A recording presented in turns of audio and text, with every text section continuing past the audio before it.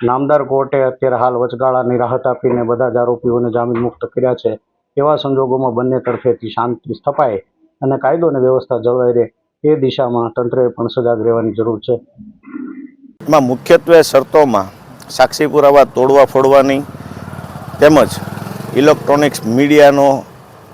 આરોપીઓ દ્વારા કોઈ દુરુપયોગ કરી અને તેમાં કોઈ ટિપ્પણીથી બચવું, આ તમામ શરતો મુખ્યત્વે રાખવામાં આવી છે અને એ શરતોને આધીન નામદાર કોર્ટે સદર આરોપીઓના જામીન મંજૂર કરેલ છે. હું એડવોકેટ જીજી આહિર મહુવા ગઈકાલે જે ચકચારી બગદાણા કેસના જેના ઉપર મુખ્ય આરોપ છે એવા જયરાજ આહિર અને અન્ય જે 6 જણા જે છે એમના જામીન અરજી હતી. એમાં મુખ્ય જયરાજ તરફે હું અને મારા કલીગ મિત્ર વિદ્વાન આરજે વ્યાસ, રુચિત વ્યાસ હાઈકોર્ટ એડવોકેટ અમારી સાથે હતા અને બંને પક્ષને સાંભળીને નામદાર કોર્ટે આજે સવારમાં જ હમણાં જ હુકમ જાહેર કર્યો છે અને તમામ આરોપીઓ જે ગઈકાલના જે 3 જામીન અરજી હતી એમાં 4, 5 અને કુલ મળીને 6 આરોપીઓ જે છે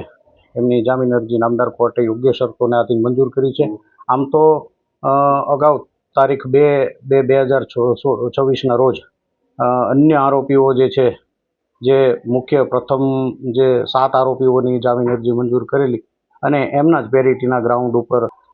આરોપીઓને જામીન મુક્ત કરવાનો હુકમ કરેલ છે. અને ખાસ કરીને આ જે ઘટનાને ચકચારી બનાવનારા તત્વો કે જેને આપણે એમ કહી શકીએ કે ભાઈ પરસ્પર સામાજિક મુદ્દો બનાવીને, એટલે આપના માધ્યમથી એવું પણ કહેવા માગું છું કે નામદાર કોર્ટે અત્યારે હાલ વચગાળાની રાહત આપીને બધા જ આરોપીઓને જામીન મુક્ત કર્યા છે. એવા સંજોગોમાં બંને તરફેથી શાંતિ સ્થપાય અને કાયદો અને વ્યવસ્થા જળવાઈ રહે એ દિશામાં તંત્રએ પણ સજાગ રહેવાની જરૂર છે. બગદાણા બહુચર્ચિત પ્રકરણમાં નામદાર કોર્ટ સમક્ષ 6 આરોપીઓના કુલ 3 અલગ અલગ જામીન અરજીઓમાં એમાં અજય ઉર્ફે મોટું, મંજીભાઈ ભાલિયા, નાજુભાઈ ધીંગાભાઈ કામળિયા તેમજ જયરાજભાઈ માયાભાઈ આહિર સહિતના 3 અલગ અલગ જામીન અરજીમાં 6 આરોપીઓને મહુવાના સેશન્સ કોર્ટ દ્વારા જામીન મુક્ત કરવાનો હુકમ કરવામાં આવેલ છે. એમાં મુખ્યત્વે શરતોમાં સાક્ષી પુરાવા તોડવા ફોડવાની તેમજ ઇલેક્ટ્રોનિક્સ મીડિયાનો આરોપીઓ દ્વારા કોઈ દુરુપયોગ કરી